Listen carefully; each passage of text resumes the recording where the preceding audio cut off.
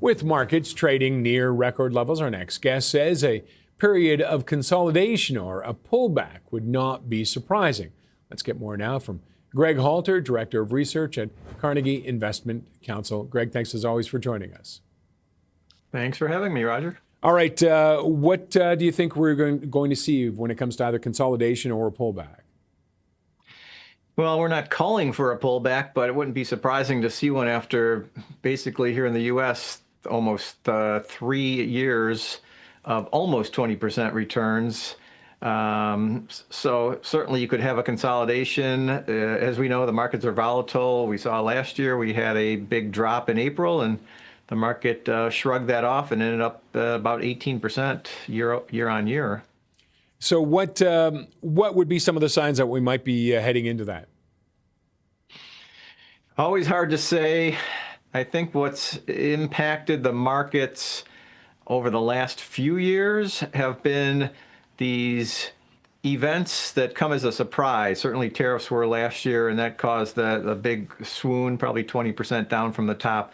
So it's these events and also, I would say, unintended consequences of some of the actions that are being put in place, primarily macro-wise. You normally don't have one company drive the market, although, as we know, concentration has increased. So if you saw something dramatic with NVIDIA or Google, that could help drive sentiment in the market overall. But I will point out that we've seen a broadening in the market. So it's not just the big names that are driving it, probably over the last 4, 5, 6 months or so. I was going to say, have people not started to move money around a little bit, maybe balancing things out and calming things down a little bit?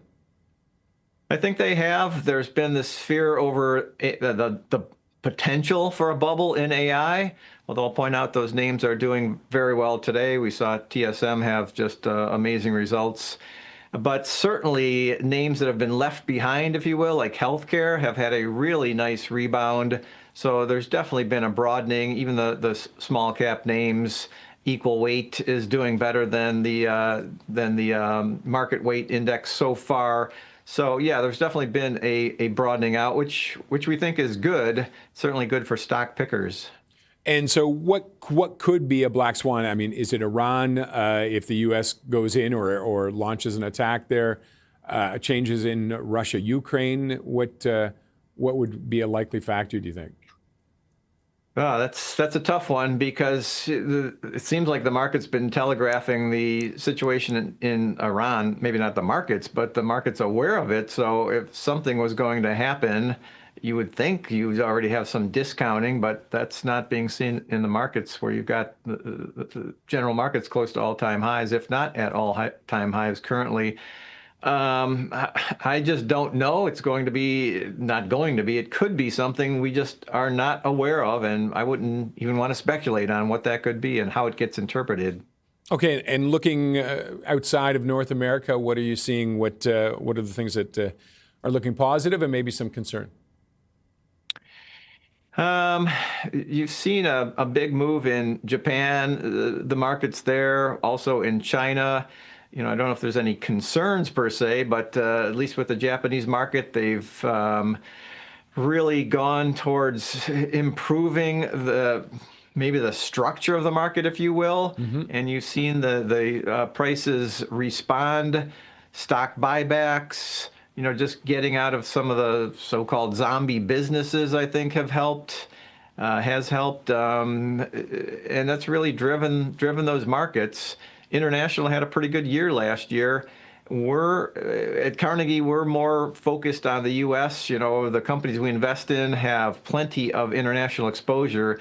So rather than trying to pick a company where the accounting may be less and you have the currency risk, we tend to stick with the U.S.-centric companies.